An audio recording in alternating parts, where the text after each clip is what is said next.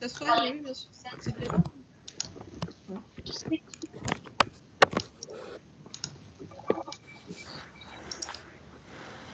Oups.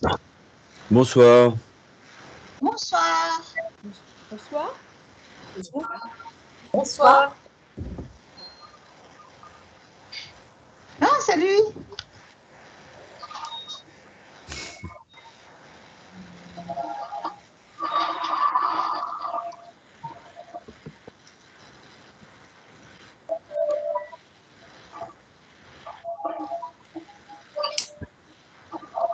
Alors, j'attends quelques petites secondes que tout le monde soit rentré dans la salle. Bonsoir. Bonsoir. Vous voyez toujours, Audrey?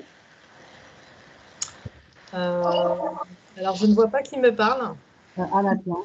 C'est donc Mélissa Wilson, on s'est donc vu à Rennes jeudi dernier. Bonsoir Audrey. Bonsoir. Alors, Madame Atlan, je ne vous vois pas. Ouais, c'est parce que j'ai mis le partage.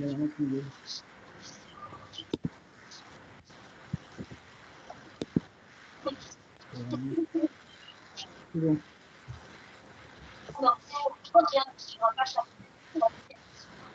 Je suis là.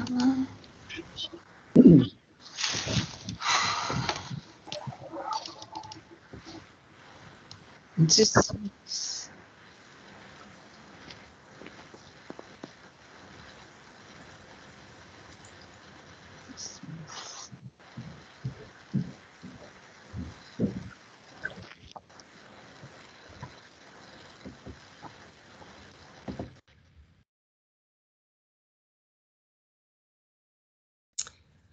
Alors, bonsoir à tous. J'ai le plaisir d'ouvrir cette conférence thématique sur des chats dans la ville. Je m'appelle Audrey Martin, responsable du service santé-environnement de la ville de Rennes.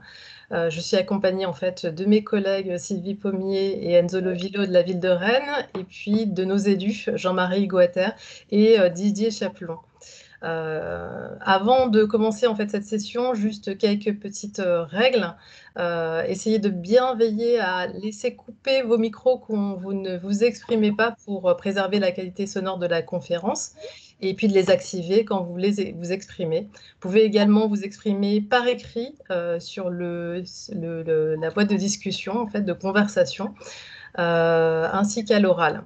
Concernant vos caméras, vous pouvez les laisser en fait allumées ou éteintes pour préserver aussi la qualité en fait de la diffusion. Sachez que la séance en fait est enregistrée. Si vous ne souhaitez pas apparaître dans la conférence, dans l'enregistrement, vous pouvez laisser votre caméra coupée.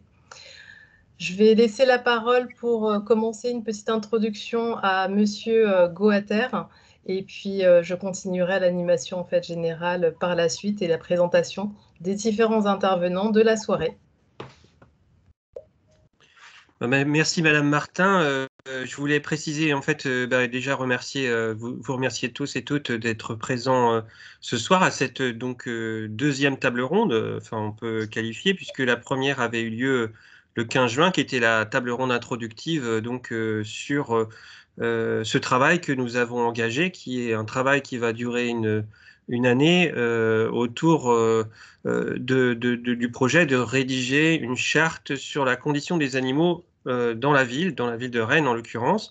Alors ce que je voulais citer, c'est que ce soir nous avons un grand nombre d'associations représentées, mais nous avons aussi d'autres élus que Monsieur Chapelon et moi-même, puisque nous avons aussi la présence de Claire Lemeyer, qui est conseillère municipale, déléguée au patrimoine, et de Sandrine Karoff-Urfer, qui était également là, qui est conseillère municipale de Rennes. Pour préciser un petit peu la démarche de la charte, du travail sur la charte sur la condition des animaux à Rennes, en fait, donc à l'issue de cette table ronde initiale, donc qui a été notamment animée par Madame Dardenne, qui professeure à l'université de Rennes 2, eh bien, nous avons constitué 5 groupes de travail thématiques. Il fallait vous inscrire pour participer. Donc 5 groupes sur différents sujets. Donc l'un, pour résumer, disons d'une manière à gros traits, vous avez un groupe sur la question des animaux domestiques, un groupe sur la biodiversité, un groupe sur les animaux prolifiques en milieu urbain, un groupe qui va travailler plus spécifiquement sur la notion d'animal loisir ou auxiliaire, donc qui est un vaste thème, et puis un 5e groupe qui sera plus sur la question des appels d'offres de la ville de Rennes et sur la commande publique, et notamment comment peut-on introduire des éléments sur le bien-être animal dans cette commande publique. Donc, parallèlement, en fait, il y a différents sujets qui sont assez transversaux et que l'on aborde parfois entre les groupes. Et donc, ces groupes-là ont démarré, en tout cas 4 d'entre eux ont démarré.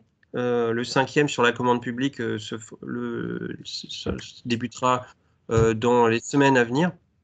Et à chaque fois, là, on est parti sur des expériences aussi de visite de terrain, des auditions et un certain nombre de travail, de définition un petit peu de quoi on parle. Donc voilà un petit peu pour situer le programme, et nous aurons en fait au cours des semaines et des mois à venir de nombreuses propositions à vous formuler dans l'élaboration, au cours de l'élaboration de ce travail de charte sur la condition des animaux à Rennes. Voilà. Voilà ce que je voulais vous dire, et je remercie Anne Atlan qui va vous faire une introduction. Alors peut-être on pourra préciser, donc vous êtes directrice de recherche au CNRS à l'université, alors donc c'est le labo ESO, Espace et Société, à l'université de Rennes 2. Voilà. Madame Atlan, si vous voulez bien ouvrir votre micro. Voilà, donc je vous remercie. Donc, c'est à moi? Oui, tout à fait, en fait. D'accord. Donc, avant d'ouvrir mon diaporama, je voulais vous parler, parce qu'on ne peut pas avoir les deux en même temps, que vous voyez mon visage. Donc, je tenais d'abord à remercier la ville pour son invitation. C'est toujours une chance pour moi d'avoir l'occasion de discuter et d'entendre les points de vue et d'échanger avec des gens du monde non académique, c'est-à-dire en dehors des universités et de la recherche. Et voilà, sans plus attendre, je vais ouvrir mon écran.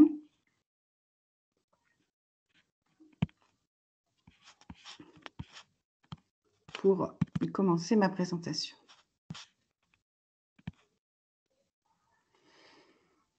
Donc, comme il a été dit, je suis directrice de recherche au CNRS.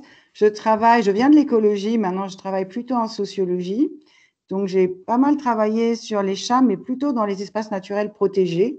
Donc, je ne suis pas une spécialiste du chat en ville, mais ça m'a amené à avoir une approche globale sur les chats. Et j'ai un problème, ça ne circule pas. Bon, on va faire autrement. Parfois, il y a un petit temps de latence. Voilà, on voit votre diaporama défiler.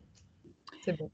Alors déjà, d'où viennent les chats domestiques? Celui qu'on appelle le chat domestique, Felis catus, est issu, comme tous les animaux domestiques, d'ancêtres sauvages. Donc, le chat sauvage qu'on a en Europe, c'est Felis sylvestris, aussi le chat forestier, reconnaissable à sa grande queue annelée, très peu visible parce qu'il est très discret, mais ce n'est pas lui l'ancêtre de notre chat domestiqué de maison et jardin, c'est Felis libica qui vient du Proche-Orient et qui a été domestiqué par les Égyptiens. Alors, d'où vient cette domestication? En fait, elle est assez ancienne, elle date du néolithique, c'est-à-dire lorsque les premiers humains ont arrêté d'être nomades, se sont sédentarisés, ont construit des villages, fait de l'agriculture, ont dû stocker des céréales, et ces céréales ont attiré immédiatement des rongeurs, rats et souris, et les chats ont été utilisés pour chasser ces rongeurs, rats et souris. Dans un premier temps, ils n'étaient pas vraiment domestiqués, disons que c'était des commensaux, ils vivaient avec les humains, sans qu'on puisse vraiment parler de domestication. Dans l'histoire, c'est quand même un des animaux les plus anciens avec l'humain, puisque le chien, c'est plutôt 3 000 à 4 000 ans avant Jésus-Christ. Le chat a eu différents visages, différentes relations avec nos sociétés. Il a été divinisé dans l'Égypte ancienne, il a été diabolisé à certaines périodes du Moyen-Âge. Et jusque récemment, il n'était pas nourri, puisque son rôle, la raison pour laquelle on le faisait venir auprès des humains, c'était qu'il fallait qu'il chasse donc les rongeurs. Alors ça, c'est très différent de tous les autres animaux que l'homme a domestiqués et qu'il nourrissait. Et par contre, il pouvait entrer dans les maisons, puisqu'on voulait qu'il puisse chasser rats et souris, y compris dans les maisons, greniers, partout. Et là aussi, c'est très différent des autres animaux domestiqués, vu que jusque très récemment, les animaux n'entraient pas dans les maisons, les chiens dans les fermes ne rentraient pas dans la maison. Donc ça a deux conséquences. L'une part, c'est qu'il est très autonome et il peut assez facilement redevenir sauvage et il sait chasser, il peut se nourrir. Et d'autre part, il est peu transformé physiquement. On a fait des croisements pour sélectionner certaines races de chats que depuis 100, 150 ans ou à peine plus. Un dernier point, c'est que quand on a commencé à vraiment avoir des grandes navigations intercontinentales avec les bateaux, il y avait toujours des rats sur les bateaux. Vous connaissez l'expression « les rats quittent le navire ». Donc, il y avait toujours des rats parce qu'il y avait de la nourriture. Et donc, les chats étaient pris à bord pour lutter contre les rats. Ce qui fait qu'un peu partout, quand sont arrivés les humains, sont aussi arrivés des chats. Et le chat est donc présent maintenant sur tous les continents et partout il y a des hommes, des humains, jusque dans les terres subantarctiques, comme par exemple l'archipel de Kerguelen. Alors, c'est une seule espèce, mais qu'on va trouver dans plusieurs situations en fonction de son propriétaire, de son habitat, de sa nourriture. Donc, je parlerai bien que du chat domestique, Felis catus, mais il y en a un qui est vraiment domestique au sens propre, c'est celui qui a un propriétaire identifié, défini, qui vit dans une maison ou un jardin et qui est nourri avec des aliments pour chat. Un peu plus loin, on a le chat errant qui vit près des habitations humaines, en milieu urbain ou périurbain, qui n'a pas de propriétaire, qui n'est pas directement nourri en général, mais qui va se nourrir quand même des productions humaines, des déchets, des poubelles, et puis quelquefois de ce que vont leur donner quelques bonnes âmes. Enfin, il y a le chat arrêt, qui est redevenu sauvage, c'est-à-dire qui vit indépendamment des humains, en milieu naturel, et qui se nourrit exclusivement du produit de sa chasse, de petits animaux sauvages. Alors, en tant que sociologue, on ne s'est pas arrêté à cette description, vous voyez, qui est un peu biophysique, mais on a essayé d'aller plus loin, les typologies des chats qui prennent en compte aussi la manière dont les humains eux-mêmes considèrent ces chats. Donc, si on reprend les chats domestiques rattachés à un foyer humain, il y en a deux sortes, on appelle les typologies, sont un peu des extrêmes. Le chat domestique que nous avons appelé casanier, qui reste ou est supposé rester dans la maison ou le jardin, qui a des jouets, des lits très anthropomorphique, anthropisé, qui est considéré comme un membre de la famille.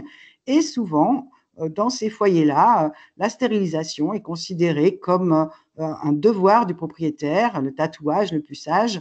Et par contre, l'absence de stérilisation est considérée comme une maltraitance. D'un autre côté, on peut avoir des chats domestiques que nous avons appelés promeneurs, qui sont encouragés à sortir hors de la maison ou du jardin. Pour ces propriétaires-là, la liberté de déplacement est considérée comme un devoir éthique du propriétaire, une responsabilité morale. Et souvent, la stérilisation, le tatouage, voire le puçage sont considérés comme des maltraitances. Alors, le chat domestique casanier, je dis, reste ou est supposé rester dans la maison ou le jardin. Si c'est un appartement, il ne sort pas. Si c'est un jardin, il sort souvent beaucoup plus que ce que pensent les propriétaires.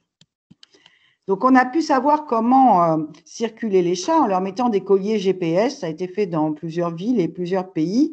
Et à chaque fois, on découvre que les chats déambulent beaucoup plus que ce que les maîtres pensent, essentiellement la nuit, mais pas toujours. Et donc, les déambulations sont plus éloignées pour les mâles, les jeunes, les non stérilisés. Ça va dépendre aussi des chats. Et ils vont nettement plus loin que ce que les maîtres pensent. Notamment, ils traversent les rues, ce qui fait que les propriétaires sont très inquiets. Ah, mon Dieu, mon chat traverse la rue. Et donc, quant aux chats des rues, les chats errants, ils ont un domaine encore plus grand. Mais le chat habituel de maison-jardin sort souvent toutes les nuits pour aller déambuler assez loin. Alors, pour ce qui est des chats errants, donc ceux qui n'ont pas de propriétaire, mais qui sont près des habitations humaines, pour beaucoup d'habitants ou d'associations, ils sont considérés comme des chats en souffrance, puisqu'ils manquent de nourriture, ils ont un manque affectif, ils subissent des maladies et une maltraitance. Et pour d'autres habitants ou les gestionnaires, c'était pendant longtemps considéré surtout comme une source de nuisances, des nuisances sonores, des nuisances sanitaires, et de fait, il est interdit de nourrir un chat errant. Donc, les municipalités avait comme obligation de retirer les chats, comme les autres animaux d'ailleurs, de l'espace public s'ils n'avaient pas de propriétaire identifié, de les mettre en fourrière où ils étaient observés, on essayait de les faire adopter ou de retrouver leur propriétaire s'il y en avait un, et sinon de les euthanasier. Donc c'est toute l'époque aussi des Bernard et Bianca, les 100 dalmatiens, enfin la méchante fourrière qui était là pour traquer les animaux et les tuer. Donc les choses ont évolué, mais même à cette époque-là, quand même, les chats, on en voulait tout de même un petit peu dans l'espace public, puisqu'ils régulaient les rats.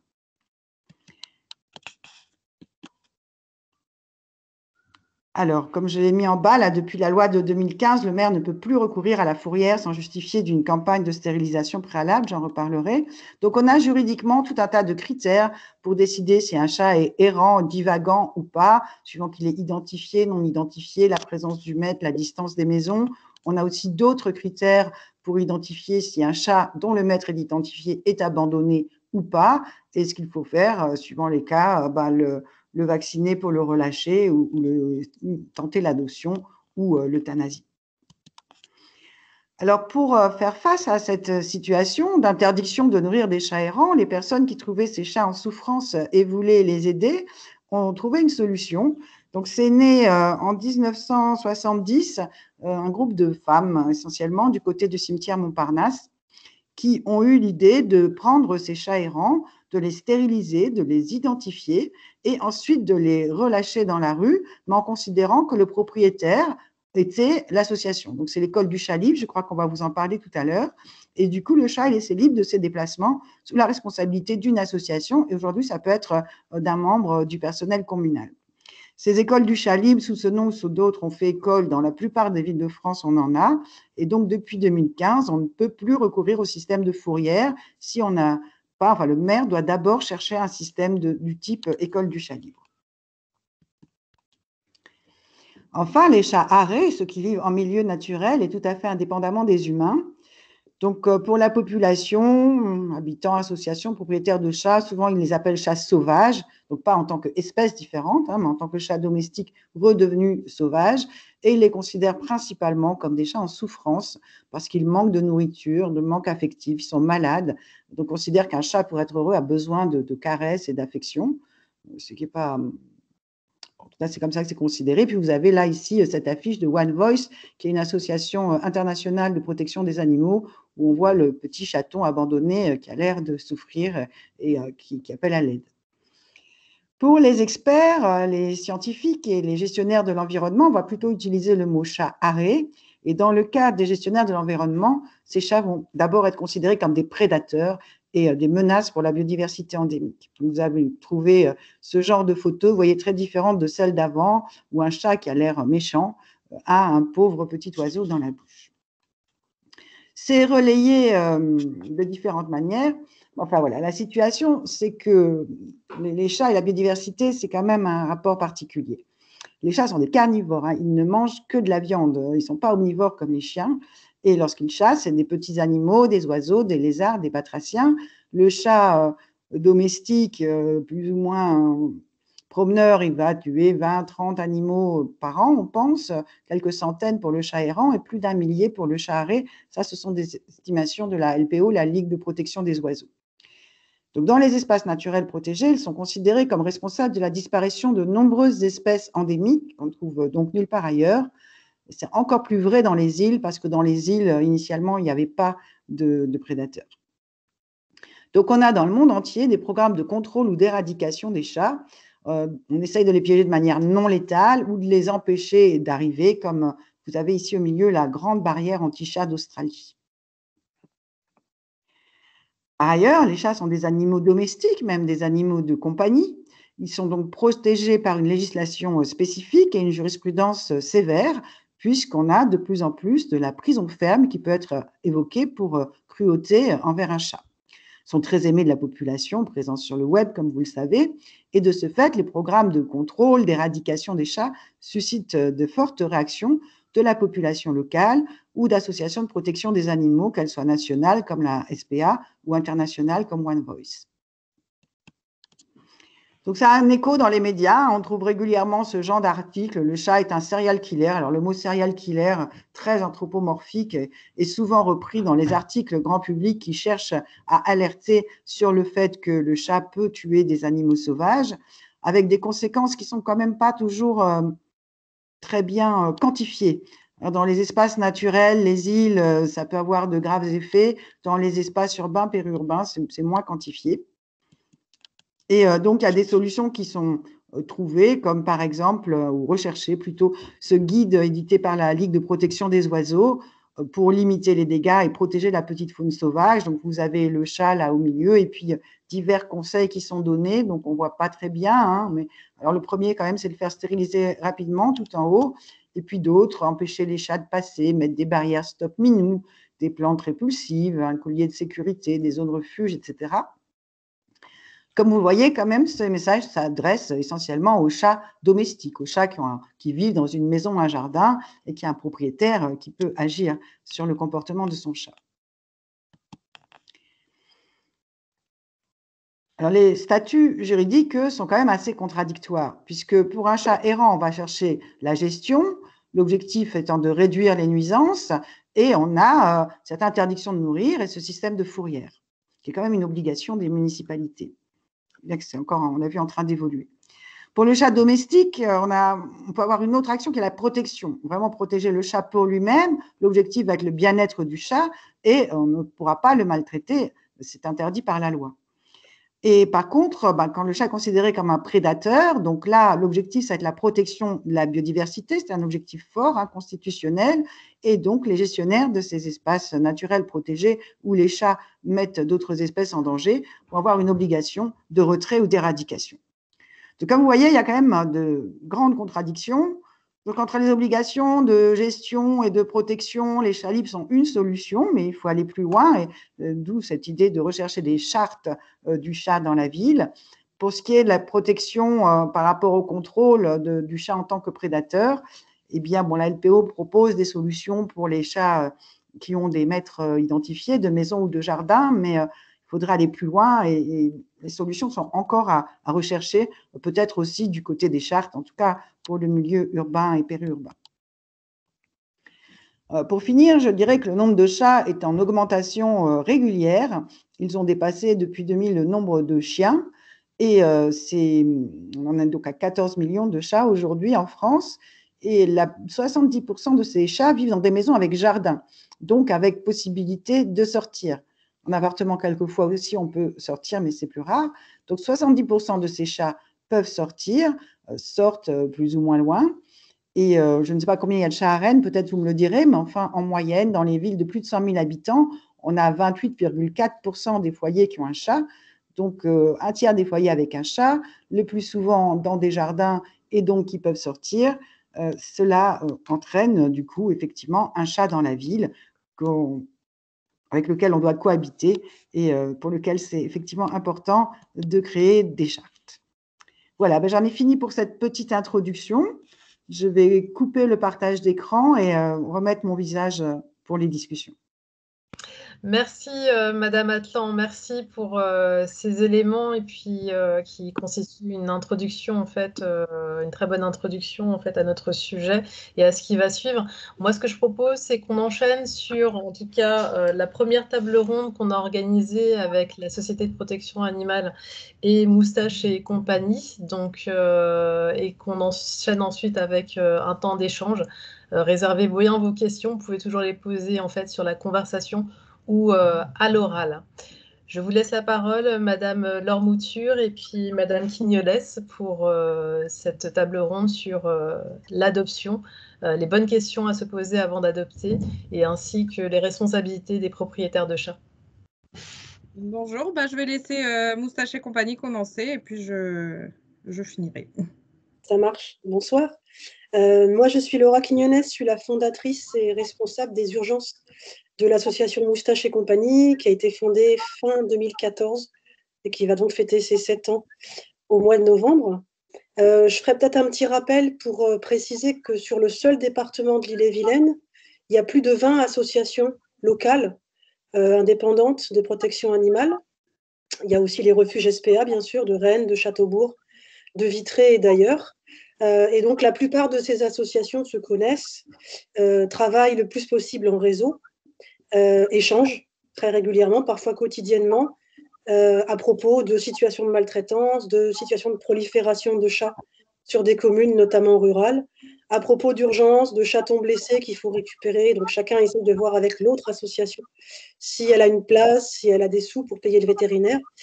Aucune de ces associations ne bénéficie d'aucune subvention, évidemment, de quelque nature que ce soit. En tout cas, celles que je connais ne fonctionnent que sur leur propre denier. Et donc, elles se financent exclusivement par les frais d'adoption qui sont réglés par des adoptants pour des chats ou pour des chiens, les dons des particuliers, et puis des ventes d'objets, des brocantes, des boutiques où on vend des calendriers, ce genre de choses-là. Donc voilà pour le petit tour d'horizon déjà du réseau, du tissu associatif de protection animale d'Ille-et-Vilaine. Et sur la Bretagne dans son ensemble, il y a plus de 65 associations et refuges sur les 4 départements, qui sont parfois aussi interdépartements en contact sur certaines situations et qui échangent aussi entre Finistère, Morbihan, Côte-d'Armor et Ille-et-Vilaine. Ça arrive qu'on se groupe pour certaines actions. Je vais peut-être laisser la parole à la SPA pour embrayer sur la thématique de l'adoption elle-même, puis je reprendrai la parole derrière toi si tu veux ensuite pour conclure. Donc, bonsoir. Je vais commencer déjà par présenter la SPA. Donc, la SPA, c'est quoi? C'est 62 refuges et maisons SPA à travers la France. C'est un très grand réseau de refuges avec 12 dispensaires, des clubs jeunes, plus de 700 salariés aujourd'hui, plus de 4000 bénévoles et environ 1000 délégués enquêteurs. La SPA... Qu'est-ce qu'on fait? Du coup, on fait des enquêtes maltraitance, on va lutter contre l'abandon, on va protéger les animaux, on va favoriser l'adoption responsable, donc ça, je vais en revenir après. Combattre la maltraitance et les trafics d'animaux, donc à titre juste des chiffres, on a plus de 10 000 demandes d'enquête maltraitance par an. Donc, ce qui est énorme. On va sensibiliser le grand public au bien-être animal et à la cause animale. On va éduquer les générations de demain avec pédagogie au respect de l'animal et soutenir les associations et leurs projets de protection animale. Donc, on travaille en collaboration avec toutes les associations, qu'elles soient SPA ou individuelles. Donc, voilà. Donc aujourd'hui, on va vous faire un petit topo. Qu'est-ce que c'est une adoption responsable? Donc pour la SPA, en tous les cas, nous, on est là pour faire des adoptions responsables. On ne peut pas arriver en refuge et espérer être le premier arrivé, le premier servi et choisir un animal comme on choisit un objet sur une étale de supermarché. Donc, on a tout un processus pour l'adoption. Donc, les gens, ils vont venir, ils vont nous parler d'eux, ils vont nous expliquer quelles sont leurs conditions de vie. On a des questionnaires à remplir avant toute présentation à un animal, où on va poser toutes sortes de questions, où ils vivent, combien de personnes il y a au foyer, des enfants, des personnes adultes, est-ce qu'il y a d'autres animaux? Parce que, bon, bien évidemment, il y a des chiens qui ne sont pas OK chats ou des chats qui ne sont pas OK chiens. On va poser toutes sortes de questions pour trouver l'animal qui va matcher avec la famille et non pas juste sur un coup de cœur, en fait. Donc, certains animaux peuvent repartir le jour même parce que ce sont des animaux qui sont plutôt faciles et que on voit que la famille correspond parfaitement. D'autres animaux vont demander plus de temps et on va demander plusieurs visites pour justement voir que le lien se crée parce que ces animaux-là sont peut-être plus compliqués en termes de comportement, où ils sont craintifs, etc., etc. Donc, on accueille des chiens, des chats et des nacs. Donc, les nacs, ce sont donc les nouveaux animaux de compagnie dont on a un rebondissement d'abandon cette année-ci. On a une augmentation de 82% des abandons nacs au national, donc ce qui est énorme. C'est probablement quelque chose qui est dû à une mode qu'il y a eu à un moment donné, et puis les gens, ils ont réalisé que c'était quand même du travail de s'occuper d'un NAC, et voilà. Donc, mais sinon, on va revenir au chat. Avant d'adopter, il faut se poser toutes les bonnes questions. Pourquoi on adopte? Est-ce que l'adoption, elle est légitime? Est-ce que c'est un coup de tête? Combien ça va coûter un chat à l'année? Parce qu'il faut savoir si on peut justement, comment dire, je perds mes mots, si on peut arriver à subvenir aux besoins de ce chat. Donc, il faut se souvenir qu'il y a du coup les rappels de vaccins tous les ans et que si on loupe un vaccin, c'est tout recommencer à zéro, donc c'est le double du prix. Il y a la litière, il y a la nourriture, il y a la stérilisation, il y a l'identification qui est obligatoire. Donc, c'est toutes ces choses qu'il faut prendre en considération avant d'adopter. Il faut aussi connaître les besoins du chat, donc, et de l'animal, peu importe de l'animal, bien évidemment. Savoir si c'est un animal qui doit être plutôt en appartement qu'en maison. Par exemple, on a des animaux des chats, par exemple, qui sont porteurs de la leucose et qui ne peuvent pas être sur la voie publique parce que justement, ils peuvent le transmettre à tous les autres chats. Donc voilà. Est-ce que tu veux rajouter quelque chose? Oui, je vais rajouter juste quelques petits points concernant l'adoption et le processus adoptif. Toutes les associations et les refuges ont à peu près effectivement le même procédé, qui est de s'assurer que l'adoption est bien réfléchie, qu'elle a été décidée en famille quand il s'agit d'une famille qui souhaite adopter, que les gens se sont posés, comme tu dis, les bonnes questions. Pourquoi prendre un chat? Est-ce que j'ai la place d'avoir un chat? Est-ce que j'ai de quoi nourrir ce chat toute l'année, le soigner s'il tombe malade, etc. Je préciserai que les refuges et les associations, enfin d'après les statistiques que nous on fait chaque année, les 3/4 des animaux qu'on récupère, même tous en fait, ne sont pas, on parlait au début de la réunion des chats arrêts qui sont redevenus totalement sauvages. Dans nos campagnes bretonnes, dans nos villes bretonnes, ce ne sont évidemment pas des chats arrêts pour lesquels les associations sont sollicitées en urgence pour intervenir. Ce sont des chats qui ont la plupart du temps eu une famille, connu une maison, qui ont été mis à la porte parce qu'on part en vacances, parce qu'on avait pris un petit chaton pour faire plaisir à Robert, 3 ans, et puis que le petit chaton est devenu grand, c'est moins mignon, ça coûte des sous. Le stériliser, c'est trop cher, ça urine partout. Donc, très discrètement, on l'a passé par la fenêtre. Et puis, il a fait des bébés avec la chatte du quartier. Les bébés sont nés dehors, sans protection, ils sont tombés malades.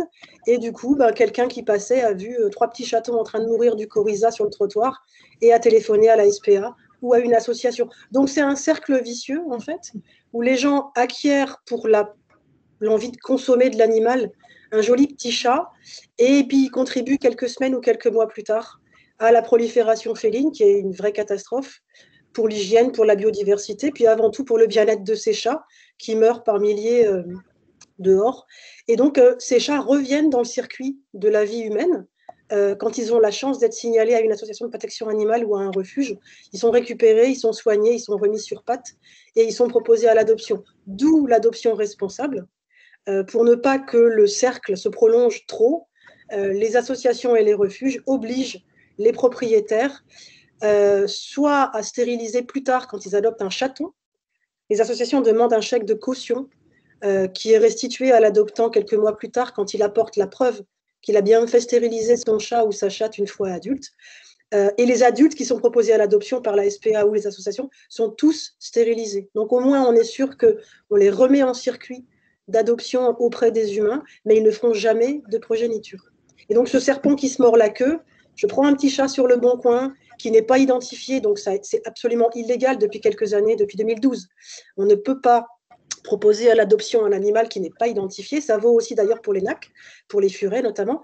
Mais malgré tout, il y a des milliers d'annonces qui pullulent sur Internet. Et donc, on adopte un animal pas stérilisé, pas identifié pour le plaisir, sur un coup de tête. On l'abandonne. Derrière, il se reproduit dans la rue, etc., etc. Donc, le rôle des associations et des refuges, je pense que c'est aussi d'essayer, mais ça revient à vider la mer avec une petite cuillère. Mais on essaye autant qu'on peut d'assainir cette situation de consommation du chat, d'adoption pas responsable, d'abandon, de reproduction, etc., etc. Voilà. Tu étais d'accord avec moi Tout à fait. Voilà. Après, à la SPA, ils partent tous stérilisés, même, Voilà. même les chatons, du coup. Donc, voilà. Dans les associations, les chatons, effectivement, partent pas stérilisés, mais le montant des cautions demandées est généralement extrêmement dissuasif pour plus tard. C'est ça. Eh bien, merci pour ces témoignages et cette intervention. Moi, avant de laisser la parole en fait aux participants, j'avais une petite question. C'est est-ce que tous les chats sont-ils adoptables à tout âge, etc. Puisqu'on parle beaucoup d'adoption de chatons. Bah, en fait, oui, tous les chats sont adoptables. Nous, par exemple, on reçoit beaucoup de chats de fourrière. On en reçoit énormément, peu importe les âges. Ils peuvent être malades, ils peuvent être blessés. Nous, notre but, c'est vraiment de récupérer tout, et ce sans exception, et les soigner s'il faut. On a des chats, par exemple, qui arrivent avec des pattes cassées, on va opérer. Ils vont rester un peu plus longtemps chez nous, certes, mais quand ils vont partir à l'adoption, au moins, ils sont bien, ils n'ont pas été euthanasiés, rien, quoi. Chaque animal peut avoir la chance d'être adopté, de trouver une famille. Et notamment, on a des fois des chats sauvages qui arrivent en refuge parce que les mairies ont fait demander de récupérer tel chat sur la voie publique. On a des chats sauvages aussi et qui se font adopter aussi, finalement, parce que y a des gens qui sont sensibilisés à cette cause et qui veulent donner la chance à n'importe quel animal d'être adopté et de trouver un foyer, même si ça veut dire que ça sera un chat qui vivra chez eux et qu'ils ne pourront jamais caresser. Donc oui, tout animal peut être adopté. Je vais compléter avec 2 exemples. C'est 2 chats qui sont chez moi en accueil, donc du coup, je les ai sous les yeux, c'est facile. Moi, j'ai une minette qui est là depuis 6 mois et qui n'est pas prête de partir. Elle a été criblée de plomb de chasse sur la ville de Rennes, dans un quartier de Rennes. Elle a été prise pour cible par un habitant. Donc, elle a beaucoup souffert. Elle a eu pas mal de soins vétérinaires. Elle a été hospitalisée 3 semaines. C'est une chatte qui est là depuis 6 mois, qui commence à se calmer, que je ne peux absolument pas, pour l'instant, toucher.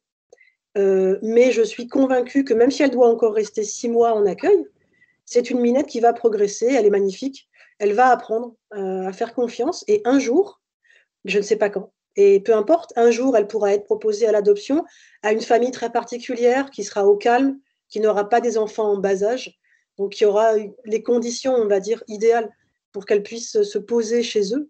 Donc j'ai aucun doute qu'elle partira à l'adoption. Et j'ai un deuxième chat qui est un chaton que quelqu'un a essayé de noyer dans un bac d'huile de vidange dans une déchetterie. Donc, qui est totalement traumatisé par le contact avec l'humain, qui commence à se familiariser, qui me laisse approcher, qui me laisse la caresser. Donc, pour l'instant, ça marche qu'avec moi. Je suis persuadée, convaincue, sans aucune appréhension, que dans quelques mois, elle sera beaucoup plus ouverte à d'autres personnes. Et pareil, elle trouvera un foyer où elle pourra effectivement poser ses valises. Ce sera pareil, sans doute pas d'enfants en bas âge, pas de bruit, pas de grands cris, etc., pas d'agitation, mais des familles comme ça, il y en a plein, des familles calmes, des retraités, des couples qui ont des enfants plus âgés, et les chats peuvent très bien poser leur bagage après être remis du traumatisme. Dans ces familles-là, ça s'est toujours vu, et ça se verra encore. D'accord. Il y a une première question en fait d'un participant.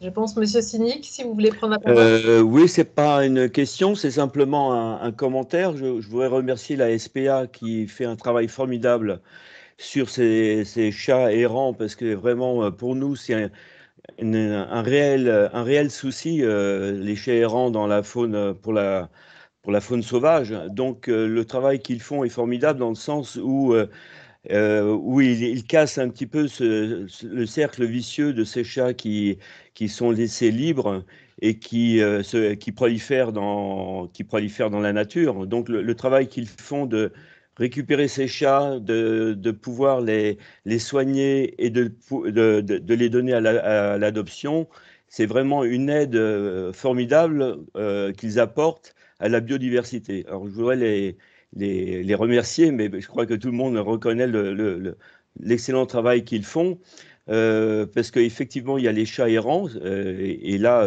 c'est un réel problème. Toutes les études montrent effectivement que les chats errants, sans compter les chats arrêts, mais les chats arrêts sont beaucoup moins, en nombre, sont beaucoup moins importants, même si sur leur chasse est plus efficace. Les chats arrêts sont moins importants, mais les chats errants sont en nombre considérable. On les estime à... J'ai lu des études, hein, mais alors les estimations sont très difficiles à quantifier, mais Madame Atlan a peut-être des chiffres plus précis que moi, mais on compte de 8 à 10 millions de chats errants en France. Alors vous voyez, ça représente quand même un nombre considérable. Si on considère que c'est une centaine de proies par an, toutes proies confondues, c'est-à-dire ça va de l'insecte aux petits mammifères, aux batraciens, aux reptiles, aux oiseaux. Donc ça a un impact sur la biodiversité considérable. Alors, on parlera aussi des chats domestiques parce qu'il ne faut pas les oublier. Comme l'a signalé Madame Atlan tout à l'heure, les chats domestiques se baladent beaucoup et aussi sont chasseurs. N'ont pas oublié leur instinct primaire et sont aussi chasseurs, même s'ils sont bien nourris. Eux aussi ont un impact sur la biodiversité. Alors, peut-être plus localement, hein, dans le périurbain essentiellement, mais n'empêche, ils ont effectivement un impact. Donc, on va peut-être développer ça d'une façon beaucoup plus détaillée et voir s'il y a des solutions. Mais en tout cas, la SPA apporte une des solutions possibles, c'est-à-dire de récupérer ces chats, les stériliser et de les donner à l'adoption. Voilà, c'était une première remarque que je voulais faire. Je pense que merci beaucoup. Et puis, bon, on n'est pas seul, hein, heureusement. On est plusieurs associations à le faire, dont la SPA, mais aussi les petites associations. Il faut pas les oublier aussi. Donc, oui, merci. En dehors de la SPA et puis de Moustache et compagnie, en fait, on peut citer d'autres associations. On ne va pas faire de liste exhaustive, mais en tout cas, les petits corrigans font aussi partie en fait du groupe de travail qui traite en fait de la question des animaux domestiques, dont les chats, dans le cadre de la rédaction de la charte animale en ville. On peut citer aussi également Fait l'impossible, mais aussi tant d'autres qui œuvrent et qui, je pense, de concert. Sur cette question en fait des chats. Est-ce que Madame Atlan en fait voulait réagir aux commentaires en fait de Monsieur Cynic de la LPO?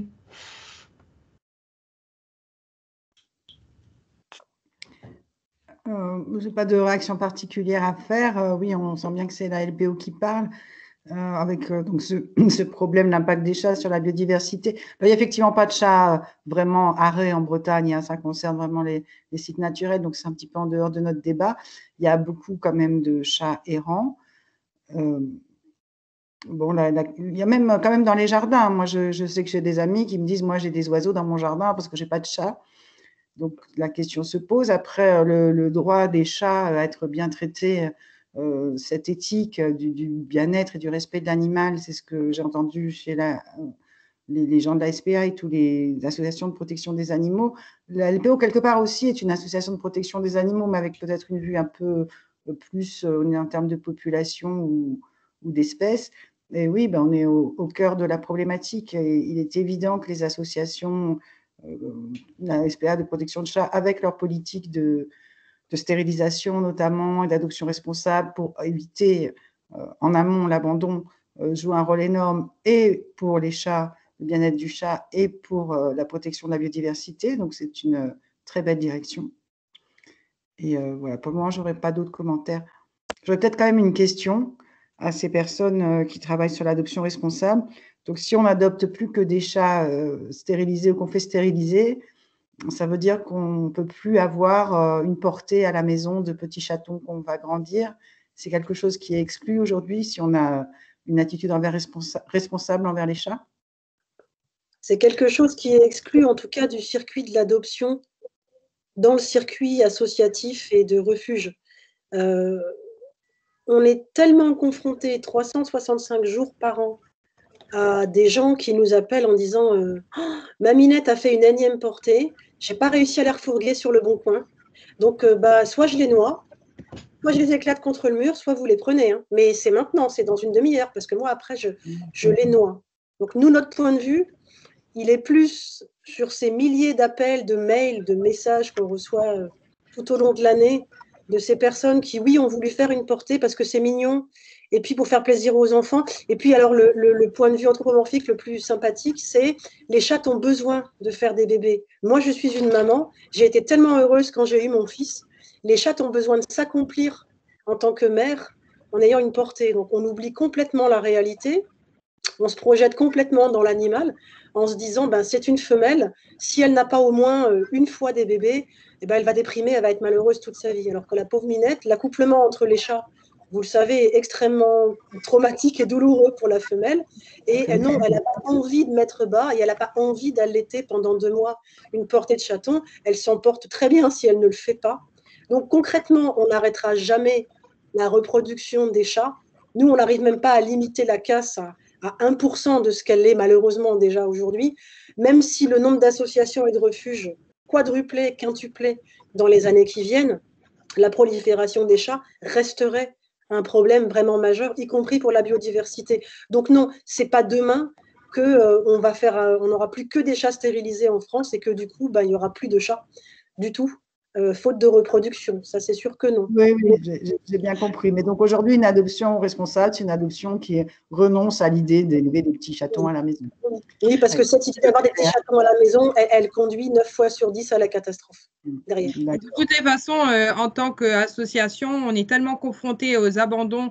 Et là, je ne parle pas uniquement d'abandons qu'on reçoit de fourrières. On reçoit aussi des abandons de personnes directement au refuge. Et les raisons d'abandon sont tellement des fois ridicules qu'à un moment donné, il faut stopper l'hémorragie. Et comme vous avez dit vous-même, le nombre de chats continue de grandir malgré qu'aujourd'hui, nous, on impose la stérilisation. Donc, il y a toujours une augmentation au niveau des chats. On a toujours une augmentation d'abandon au niveau des chats.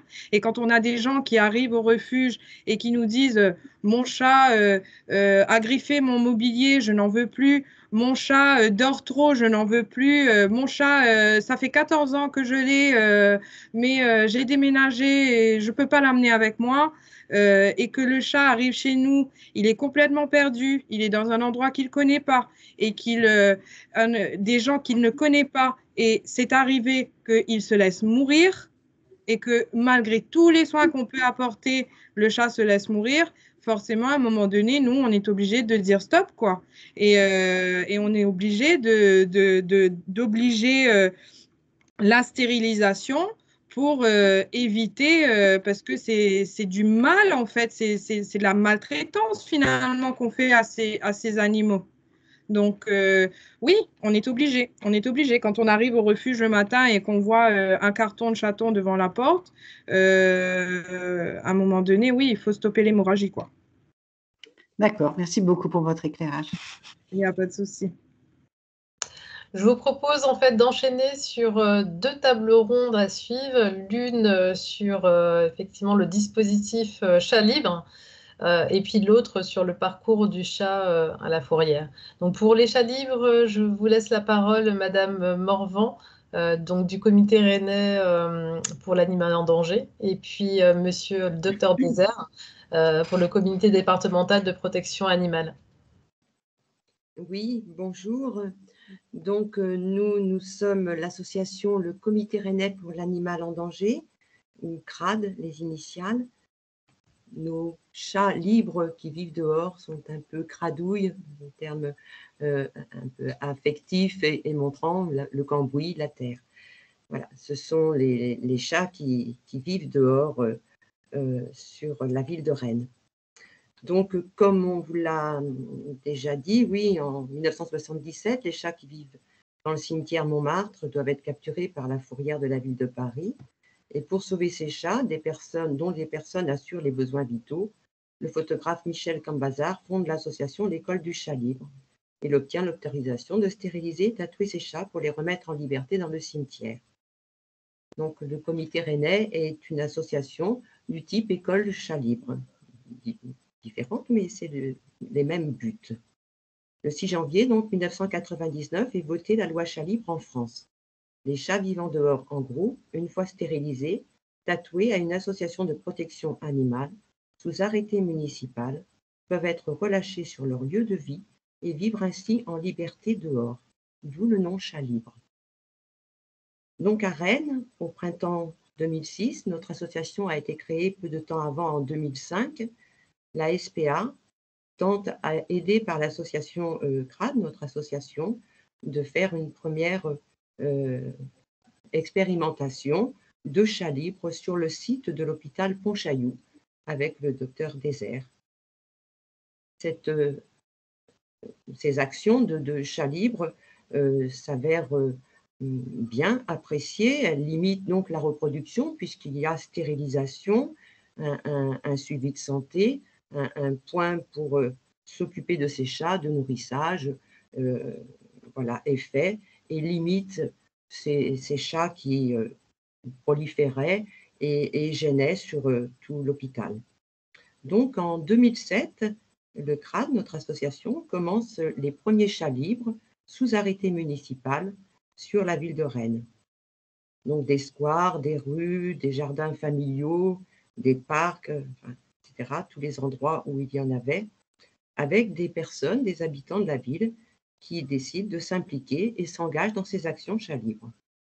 On voit ainsi le nombre de ces chats se stabiliser, puis diminuer au fil du temps et une vision de meilleure santé de ces animaux. Donc, cette politique a été mise en place parce qu'avant ces chats libres, il était très difficile pour la fourrière municipale, avec qui, sur demande de mairie, avec qui la mairie a donc contrat, Chenil Service, donc chez nous. Les mâles, on a constaté, rentrent plus facilement, mais pas tous, dans les pièges. Et les femelles, c'est beaucoup plus difficile. Elles sont méfiantes de nature, elles donnent la vie et elles ne rentrent pas toutes. Donc, le nombre, avant ces actions chat libres, baissait temporairement, mais la reproduction continuait. Et quelques mois après, on retrouvait un nombre de chats errants avec une vision d'animaux malades, yeux collés, des pelades, parce qu'ils n'étaient pas, voilà, ou mal nourris par des déchets qu'ils trouvaient, et parfois quelques personnes. Voilà. Donc, les habitants, alors, qui adhèrent à l'association, décident donc d'améliorer cette situation et vont réguler et faire un suivi de santé de ces chats. Ils vont s'occuper de ces chats dehors en effectuant leur suivi de vie toute leur vie. Alors, comment fonctionnons-nous? Nous prenons en charge, aidés pour une partie, via Chenil Service sur le budget municipal, les stérilisations et les tatouages. Ces chats qui passent donc à Chenil Service, les mâles sont castrés et tatoués à Chenil. Ils doivent être de comportement le plus craintif apparemment possible et ne nécessitant pas de soins. Cela nous avait été demandé car à Chenil, voilà, ils n'ont pas les possibilités d'un cabinet médical qui peut soigner toutes les sortes de maladies ou de blessures des chats arrivants. Et donc, nous, on finance les soins, les traitements, des pipettes antipuces, de gales des oreilles, des vermifuges. Les référents règlent la nourriture. Tous ces chats, après stérilisation et tatouage, ont une convalescence dans une grande cage convalescence, puisque leur comportement ne permet pas autrement. Ce sont des cages de transport pour chiens moyens en métal et dans laquelle il y a une boîte de transport dans laquelle va être mis le chat. Il va rentrer dedans, se cacher, un petit bac à litière et la nourriture mise discrètement en entrebâillant un tout petit peu l'ouverture. Et lorsqu'ils se remettent dedans en fin de convalescence, et on ferme la boîte de transport doucement et on va les remettre sur leur site de vie. Et ils vont aller aussi dans ces cages de convalescence lorsqu'on peut les capturer quand il y a une blessure ou des soins visibles nécessitants.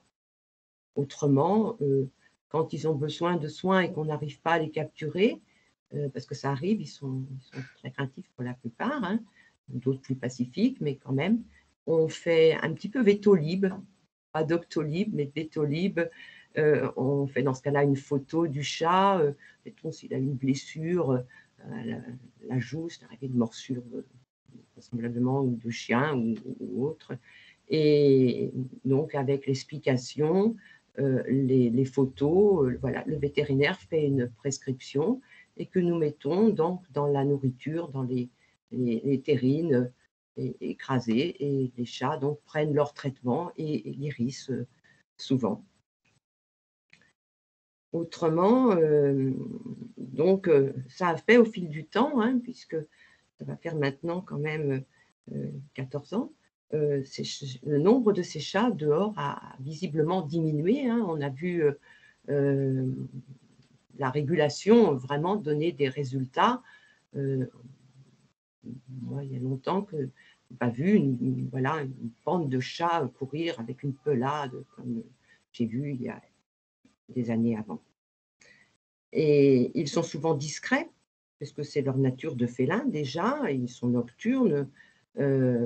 Et donc, nous avons des endroits que nous essayons de mettre le plus discret possible, ce qui correspond à leur nature et pour le bien de tout le monde, des habitants et de ces chats, où nous nous occupons d'eux, où nous les nourrissons quotidiennement pour qu'ils soient en bonne santé, et les soins, les vermifuges tous les ans, et les traitements lorsqu'il y a besoin, avec des petits abris qui sont faits discrets, avec de la récupération ou de carton de supérette englobé dans un sac poubelle noir, pour que ce soit le plus discret possible, un revers pour que la pluie ne rentre pas dedans, des tissus propres qui sont changés régulièrement, ou des récupérations de boîtes de transport cassées ou de bacs à litière désinfectés cassés dans des buissons le plus discret possible, ce qui leur permet de se reposer, puisque ce sont des animaux qui se reposent quand même beaucoup en journée, et de se mettre à l'abri de refroidissement, de coryza, lorsqu'il y a des grandes pluies ou que les grands froids sont là, et en même temps d'une discrétion donc par rapport à la population.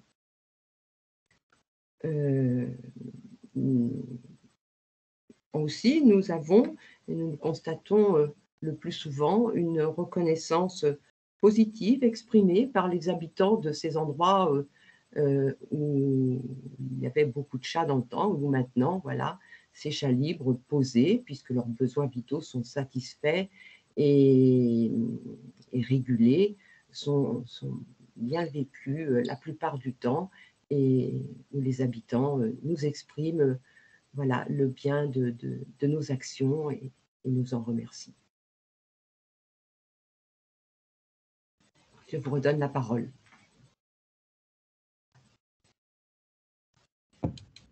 Du coup, docteur Désert, si vous avez quelque chose à compléter. Je vais peut-être rajouter quelques mots. Bon, d'abord, je vais me présenter. Donc, je suis effectivement vétérinaire à Rennes depuis 35 ans, et puis président donc, du conseil départemental de protection animale d'Ille-et-Vilaine, qui est une association qui a été créée en 1989, qui avait pour objectif en fait de fédérer un petit peu les différentes associations de protection animale du département. Et puis donc j'ai pris la présidence de cette association en 1995. Et donc à partir de la loi du 9 janvier 1999, où effectivement le statut de chat libre a été reconnu, on a pu commencer effectivement à monter les opérations sur Rennes. Alors la première grosse opération a été montée en 2006, pardon, ça a été évoqué tout à l'heure, donc sur le site du CHU de Pontchaillou, puisqu'en fait les riverains se plaignaient qu'il y avait effectivement une population d'une bonne cinquantaine de chats qui étaient nourris avec les restes des restaurants, etc., et donc qui créaient des nuisances. Donc, avec effectivement à l'époque donc la ville de Rennes, le CHU, Monsieur Pitrel, qui était le premier président du comité rennais de l'animal en danger, et moi-même donc, pour le CDPA, on a monté cette opération, donc, qui a eu effectivement des financements multiples. Et on a stérilisé 52 chats à l'époque, et ça, c'était la première grosse opération qui a eu lieu effectivement et qui a été un succès indéniable. Et à partir de là, effectivement, s'est élaboré une collaboration avec la ville de Rennes. Et donc, la ville de Rennes, effectivement, a octroyé au CDPA une subvention annuelle donc depuis cette période. Et donc, effectivement, le CDPA, donc, depuis, donc, j'ai comptabilisé à peu près stérilisé 250 chats sur une quinzaine d'années, donc avec nos petits moyens. Et puis le CRAD, effectivement, on a fait beaucoup plus. Hein, et qu'on a regardé un petit peu les chiffres, on a à peu près 1200 animaux quand même qui ont été stérilisés sur la période. Et force est de constater quand même que on a beaucoup moins de plaintes de Rennais par rapport à la prolifération de ces chats. Je pense que la situation a été quand même assez nettement assainie, même s'il reste par-ci par-là quelques sites où on a encore quelques chats errants, mais on peut dire que cette politique a été sans aucun doute quand même une réussite. Voilà, pour en tout cas les riverains, les habitants, probablement aussi ça a permis de sauvegarder un petit peu la biodiversité, même si effectivement je rejoins les remarques qui ont été faites. Hein. Le chat reste quand même un redoutable chasseur et même parfois le chat domestique. Voilà ce que je voulais ajouter simplement pour ma part à ce qui a été dit. D'accord, eh bien merci. Je vois qu'il y a une première réaction, en fait, si vous voulez bien voir sur la conversation hein, de quelqu'un qui, comment dire, doute de l'efficacité en fait du dispositif dans certaines circonstances. Je ne sais pas si la personne veut s'exprimer.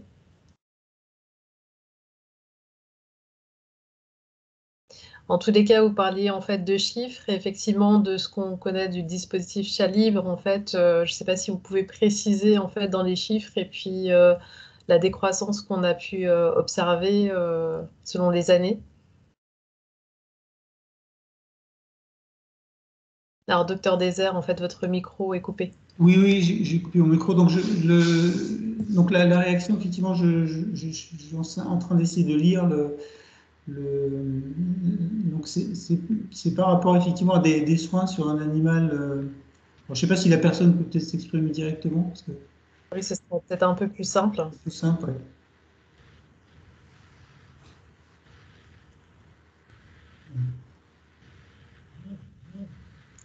Là, apparemment, elle ne peut pas s'exprimer à l'heure actuelle. C'est vrai qu'effectivement, bon, le CDBA 35 n'a pas effectivement de moyens effectivement de soigner des animaux à l'extérieur. Hein. Donc effectivement, on est dans le cadre d'une stratégie de stérilisation de chats libres. Et donc après, effectivement, chaque vétérinaire peut intervenir ponctuellement sur des animaux sauvages qui leur sont amenés parfois, ou des animaux voilà, sur la voie publique qui sont blessés. Et puis après, effectivement, on peut les faire prendre en charge par la fourrière qui peut également à des vétérinaires et avant de les replacer éventuellement dans les associations de protection animale en vue d'adoption. Hein.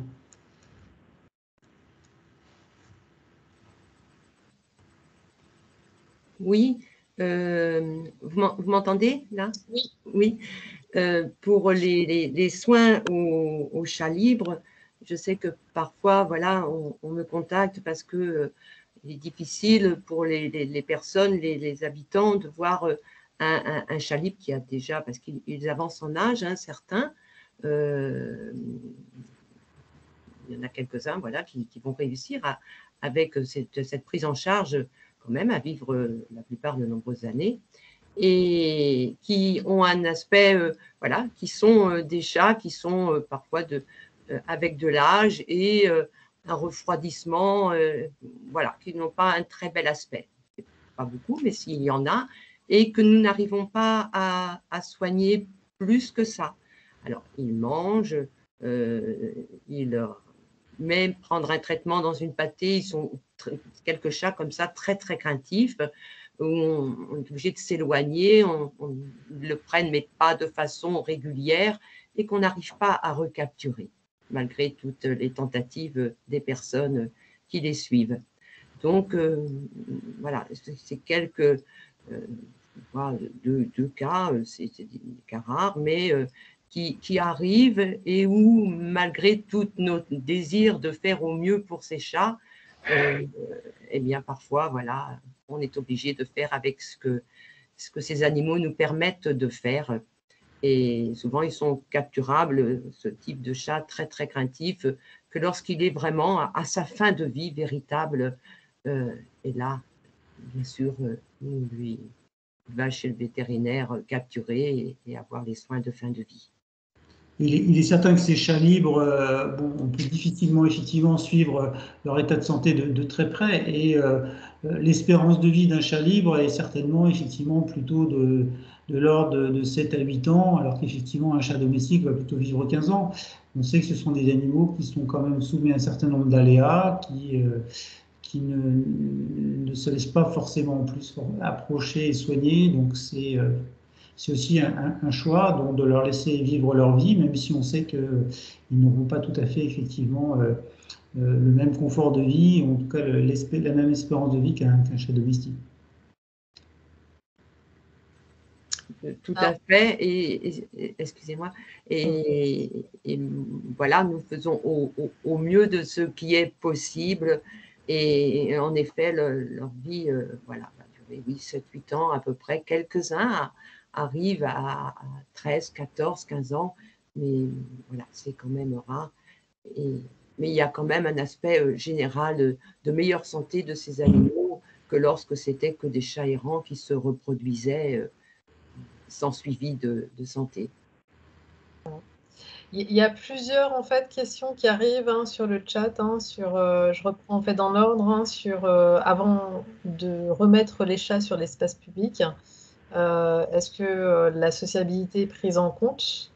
Il y avait une question aussi sur les tests, mais en fait il y a déjà eu une réponse. Quelqu'un qui demandait en fait si les chats sont testés en fait avant d'être lâchés, et si ils sont testés positifs, en fait quelles sont les actions qui sont prises. Alors ces chats sont stérilisés, tatoués. Voilà ce que demande l'allemand. On ne les teste pas. On ne les vaccine pas non plus. On les vermifuge tous les ans, au mieux de ce qui est possible, en mettant des vermifuges dans leur terrine, et les soins apportés lorsqu'il y a des blessures ou des maladies, des infections, des refroidissements, une morsure. Voilà. Oui. Oui, au-delà du soin, donc il y a l'aspect soin et puis l'aspect effectivement, on va dire comportemental. Est-ce qu'il y a un travail fait avant la relâche? Alors, lorsqu'on débute un site chat libre, que les personnes voilà, nous contactent, je veux m'occuper de ces chats, je m'engage pour eux, on a pratiquement, c'est que des chats craintifs. Le premier issu, le premier chat ou chatte qui ont fait cette reproduction ont la plupart du temps déjà disparu.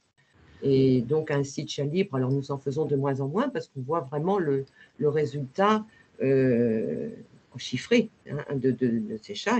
Au début, il y a eu beaucoup on appelle ça des sites, ces rues, ces avenues, ces parcs, ces jardins familiaux, hôpitaux aussi, étaient importants, et il est de moins en moins important puisque de plus en plus de ces endroits sont faits avec une action chat libre. Donc là, nous faisons un nouveau site actuellement. Ce ne sont que des chats craintifs, de la reproduction en fait. Certains sont plus pacifiques dans leur peur, d'autres de façon plus nerveuse. Et la stérilisation, par contre, et l'identification obligatoire, et qui permet justement de les protéger, de faire un suivi de santé, va les poser. Après un moment, ces chats finissent par se poser, et on en a certains où même l'aspect peut paraître pratiquement familier au bout de plusieurs années de bienveillance humaine. Hein. Ces animaux une intelligence, le vivent, le réalisent et vont avoir une sorte d'apprivoisement avec les personnes dont ils s'occupent et ils vont donner un aspect plus habituel du chat tel que nous le connaissons dans nos maisons ou nos appartements. Je vais juste compléter et puis donner la parole en fait pour enchaîner sur la prochaine table ronde avec la société SACPA Uniservice, donc qui est connue en fait en tant que fourrière animale en fait, qui a le service délégué par la ville de Rennes pour l'accueil des animaux en fourrière animale. Je voulais juste compléter puisque une partie des chats justement dont vous vous occupez sont également récupérés également par Uniservice pour être stérilisés, etc. Enfin, une partie, ceux qui sont les plus, on va dire, les moins facilement en fait abordables. Voilà. Il y a beaucoup de questions, on va peut-être pouvoir y revenir par la suite. J'aimerais donner la parole en fait à Monsieur Lagoutte et Monsieur Pécat pour la prochaine table ronde sur la fourrière animale et puis on essaiera de répondre à vos questions après.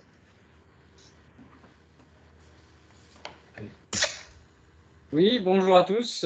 Donc, Monsieur Lagoutte, responsable de la fourrière animale à Bellon, et Monsieur Pécat, à côté de moi, qui est là, bonjour, qui est directeur régional sur toutes les agences de Bretagne. Non, nous, pour dire que ça fait quand même pas mal d'années qu'on travaille avec la ville de Rennes pour tout ce qui est fourrière animale, chiens et chats. Quoi vous dire d'autre que forcément les chats, on en récupère énormément, hein, surtout pendant les périodes de reproduction. Le parcours de l'animal en fourrière, donc il est toujours récupéré sous demande administrative, soit de la ville de Rennes, du service santé-environnement qui est dirigé par Madame Martin. Quand on doit poser des poses de cache, c'est toujours sous l'accord de la ville de Rennes. On récupère les animaux accidentés, les cadavres d'animaux, enfin chats, chiens, tous les animaux confondus.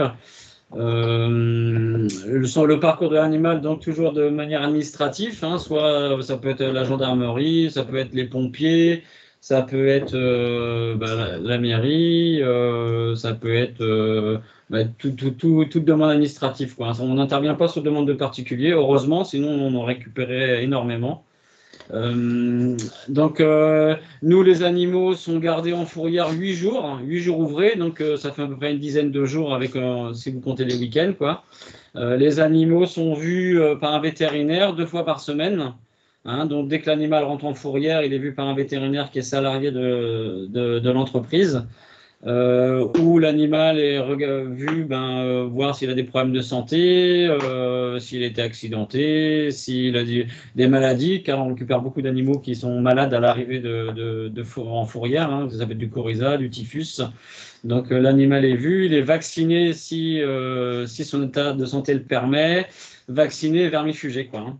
Donc après, on le garde pendant les 8 jours de fourrière et après, tous nos animaux sont proposés en association.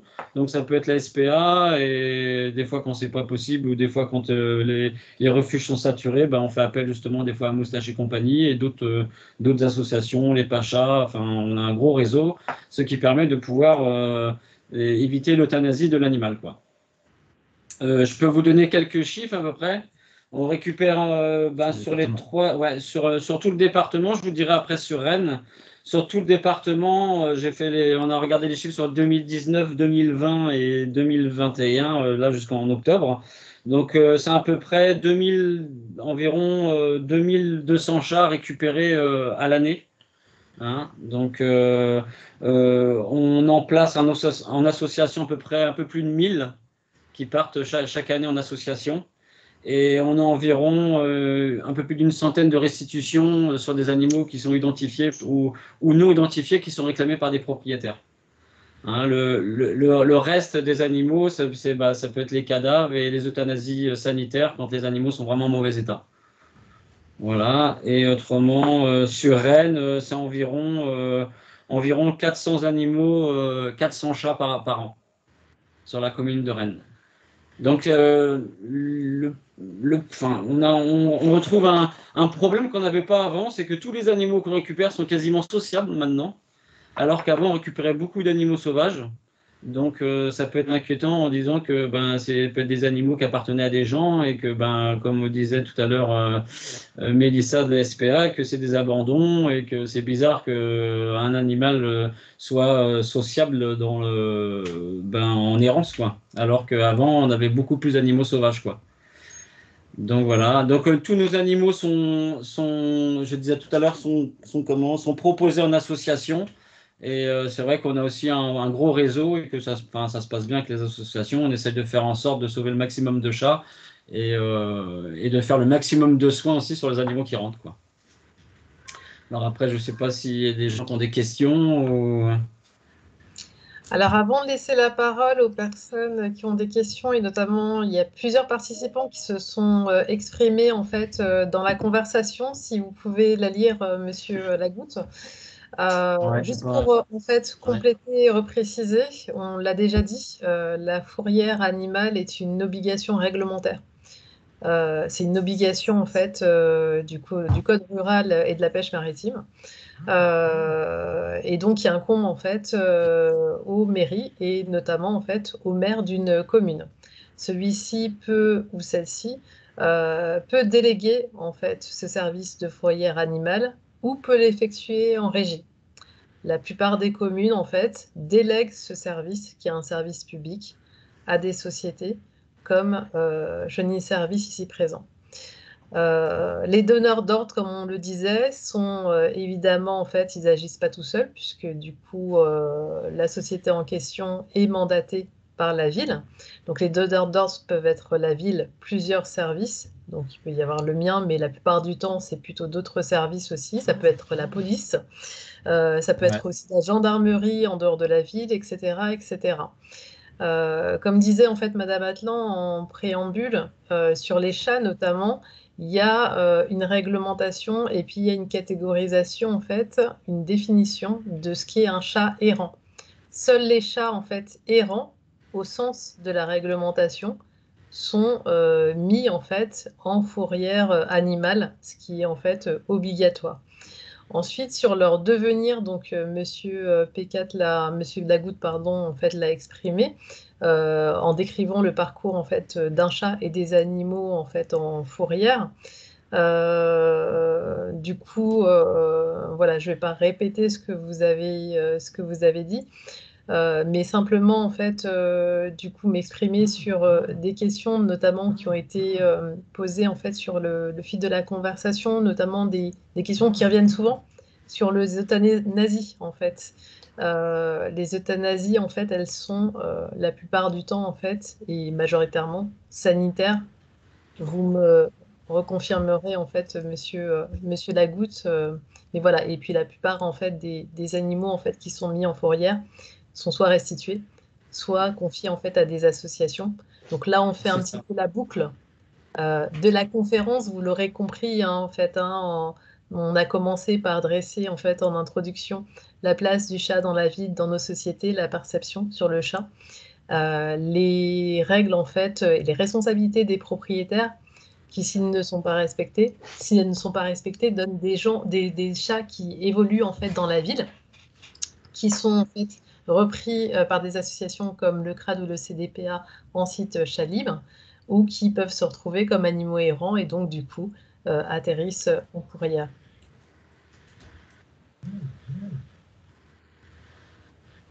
Alors je ne sais pas si les personnes qui ont posé leurs questions aussi veulent s'exprimer ou peut-être développer leurs questions si on a... Je vais juste dire quelque chose. Je voyais là sur le chat là, par rapport aux euthanasies, combien d'euthanasies par an. Alors les euthanasies par an, tous nos animaux sont proposés. Donc quand il y a des euthanasies, c'est parce que soit on ne trouve pas de solution pour les placer dans des associations, mais en général les associations prennent tous les animaux. Quand il y a des euthanasies, c'est des euthanasies sanitaires. Ça veut dire que c'est des animaux qui sont gravement accidentés sur la voie publique. Donc, ça veut dire des animaux qui ont les colonnes vertébrales cassées ou des choses comme ça qu'on envoie, nous, chez un vétérinaire en urgence. Hein, on le fait tout le temps. Voilà, c'est le protocole. Après, quand il y a d'autres euthanasies, c'est le vétérinaire qui décide, hein, le vétérinaire qui est salarié chez nous, qui décide, ou les vétérinaires extérieurs comme Véturgence avec qui on travaille. Si l'animal présente des gros problèmes de santé, c'est pas moi qui décide de faire l'euthanasie de l'animal, hein, c'est le vétérinaire, quoi, toujours. C'est toujours sur avis vétérinaire, quoi. Et c'est vrai que on place quasiment tous nos animaux qui sont proposés à nos associations, Mélissa pourra vous le dire, sont tous pris en charge, quoi. Et d'ailleurs, on fait des gros transferts d'animaux. Des fois, quand les SPA de Rennes, Châteaubourg, Vitry ne peuvent pas accueillir les animaux, il y a des transféristes de l'SPA de Paris qui viennent récupérer des animaux pour en envoyer sur toute la France, quoi. Mélissa, qui est là, qui vient de revenir, pourra vous le dire. On essaye de placer le maximum d'animaux, quoi. Oui, moi, je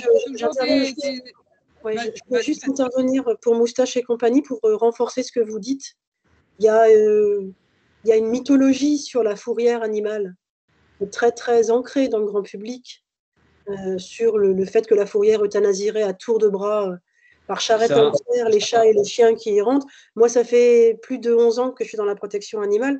Moustache et compagnie n'est que ma 3e association où je suis bénévole. Il y en a eu d'autres avant.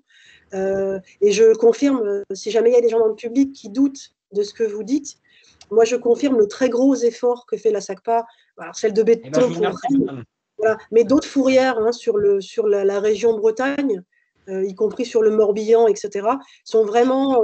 Il y a eu un tournant, peut-être qu'il y a eu une époque où c'était beaucoup plus difficile pour vous de trouver des places, de communiquer avec le tissu associatif, mais ça fait des années que moi je vois effectivement tous les efforts qui sont faits pour placer un maximum de chats, y compris des chats qui ne sont pas sociables au premier abord, qui seraient un peu sauvages ou très craintifs, et que vous proposez également aux SPA et aux associations. Ils ne sont pas cachés, ils ne sont pas euthanasiés en douce, même les sauvages sont proposés, et certains chats blessés que nous, on a récupérés au bout du délai de garde à la SACPA, ont reçu les soins d'urgence à la SACPA, ont été stabilisés, et nous, on les a récupérés en sortie de délai, stabilisés, quoi. Donc voilà, s'il fallait la parole d'une association si dans le public, il y a encore des gens qui pensent que la fourrière est un mouroir, ce n'est pas le cas. Voilà. En tout cas, sur Rennes, ce n'est pas le cas. Et moi, je confirme parce que du coup, effectivement, on en reçoit hein, et on reçoit aussi des blessés. Comme je disais tout à l'heure, hein, on sort tout. Et si on est saturé et qu'on n'arrive pas à sortir les chats, on trouve des solutions, on trouve des transferts. Bon, c'est vrai que la chance que la SPA a, c'est qu'on a 62 refuges à travers la France, donc on peut trouver des transferts. Mais on sort tout, quoi. Et sans exception, on fait aucune sélection. Quand on reçoit nos listes, on dit oui à tout. On essaye de caser au mieux.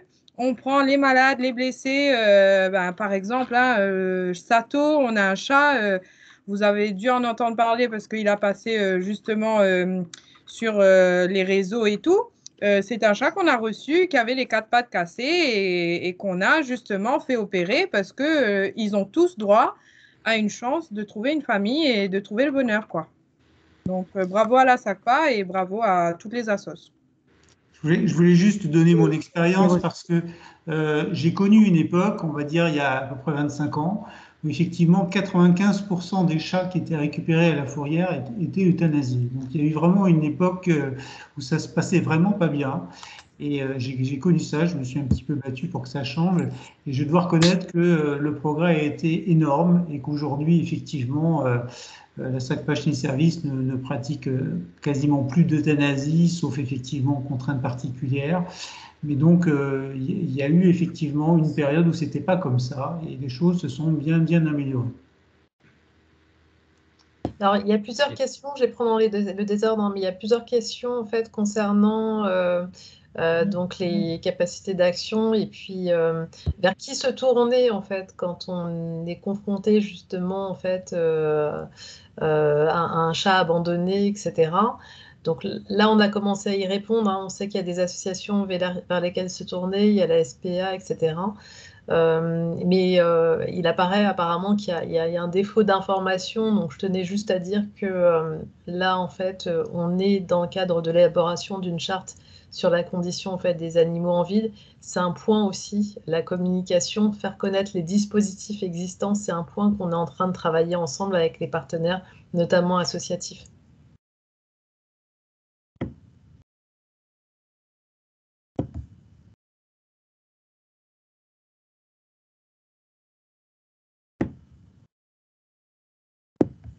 Alors, il y avait aussi une question sur la prévention dans les écoles pour sensibiliser les enfants au fait d'une adoption qui engage aussi les grands, mais les petits. Et ça, et effectivement, c'est également un axe qu'on est en train de travailler dans le cadre de l'élaboration en fait, de la charte. C'est donc la prise de conscience par la sensibilisation et l'acculturation, et notamment en fait, des jeunes publics.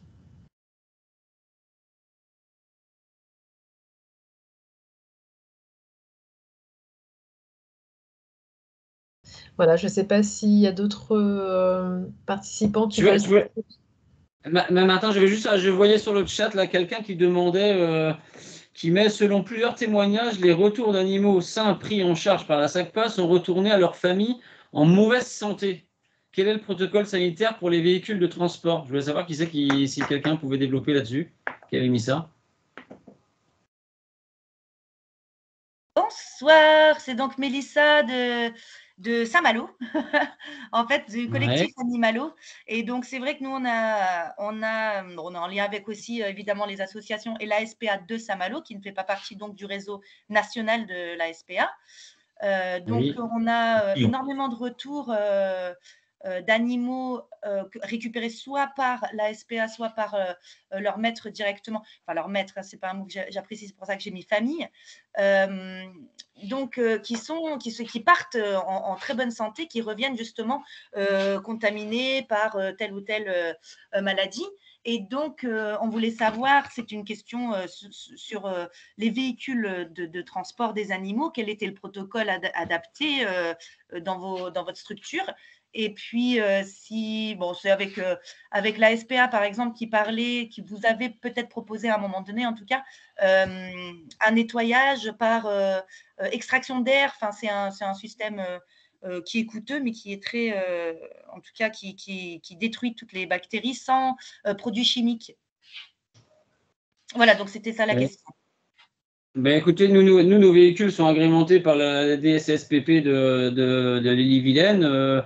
C'est des véhicules qui sont adaptés pour le transport des animaux. Hein. Tous nos conducteurs ont leur certificat de convoyage et ils sont diplômés pour pouvoir transporter des animaux.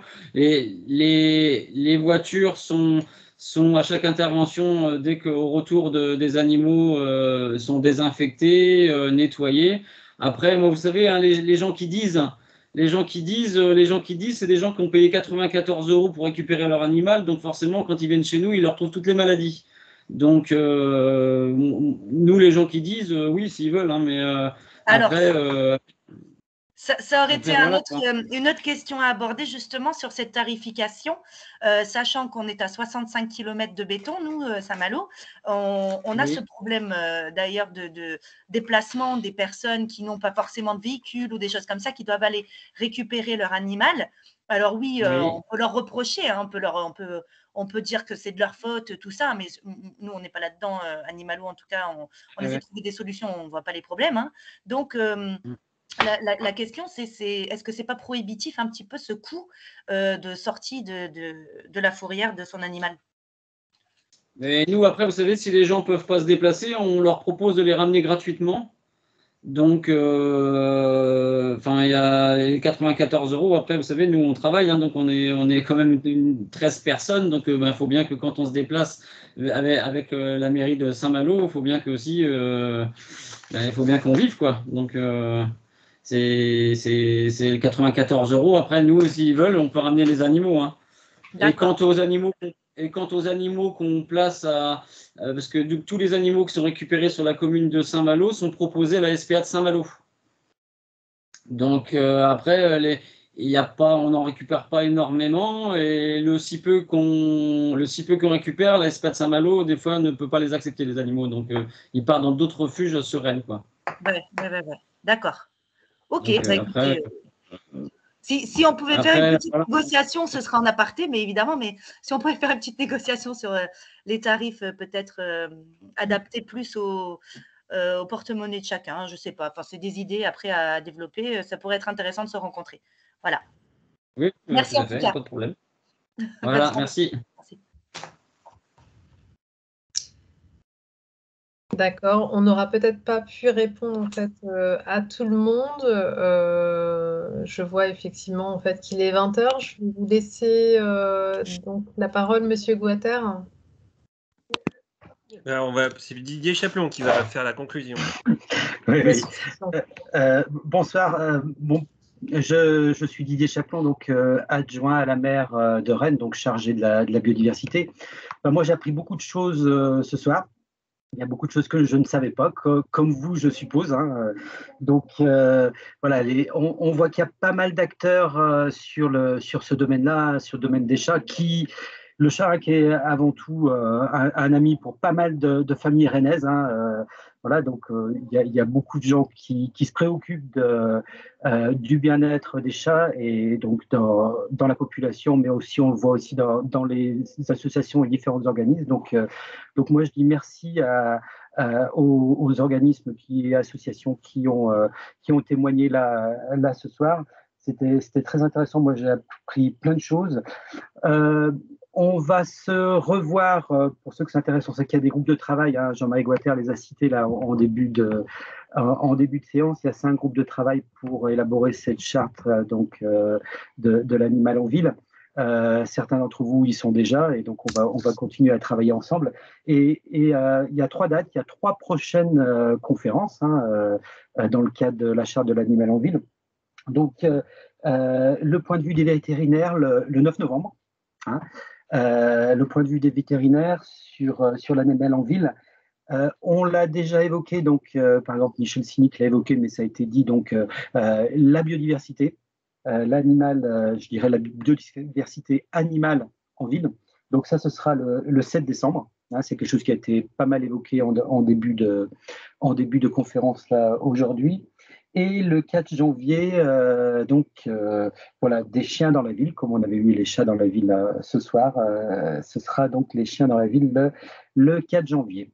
Voilà. Eh bien, je ne sais pas si, Audrey Martin, vous avez quelque chose à rajouter. En tout cas, moi, je vous remercie beaucoup. Je remercie je remercie les organisateurs de cette soirée-là. Je vous remercie tous d'avoir été présents. Moi, j'ai passé un bon moment, j'ai appris plein de choses. C'est bien de se prendre un petit peu de recul justement par rapport aux animaux en ville parce qu'on n'en parle pas souvent, on n'a pas l'occasion de parler de la place de l'animal en ville. C'est une bonne occasion donc cette année là sur ce travail qui va avoir lieu cette année. J'ai oublié quelque chose ou on est bon?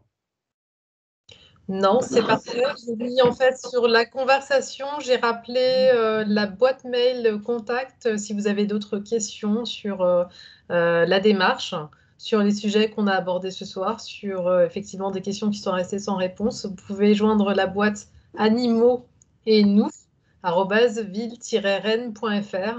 Je la remets encore dans la conversation. Et vous pouvez également suivre les travaux d'élaboration en fait, de la charte sur le site de la Fabrique citoyenne. Vous aurez en fait toutes les informations sur les différentes conférences qu'on vient de citer. Voilà. Ben, je vous remercie en fait tous hein, pour votre participation active. Je remercie les intervenants en fait pour ces présentations en fait très intéressantes et très enrichissantes pour nos travaux. Et puis, on vous dit en fait rendez-vous pour ceux qui sont intéressés le mois prochain lors de la prochaine conférence sur le point de vue des vétérinaires. Merci à tous. Merci, au revoir. Au revoir, merci. Au revoir, merci. Au revoir, merci. Merci, bonne soirée. Au revoir. Au revoir, merci.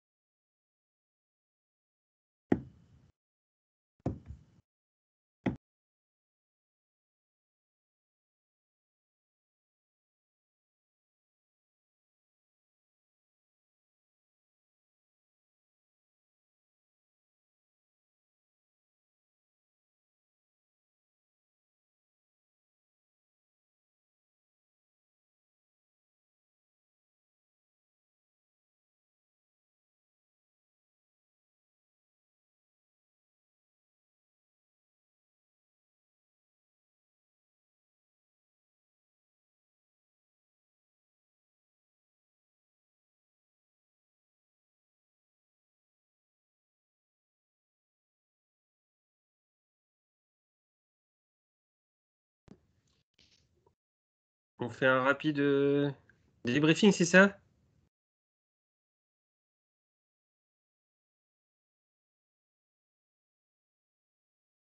On t'entend pas, Audrey.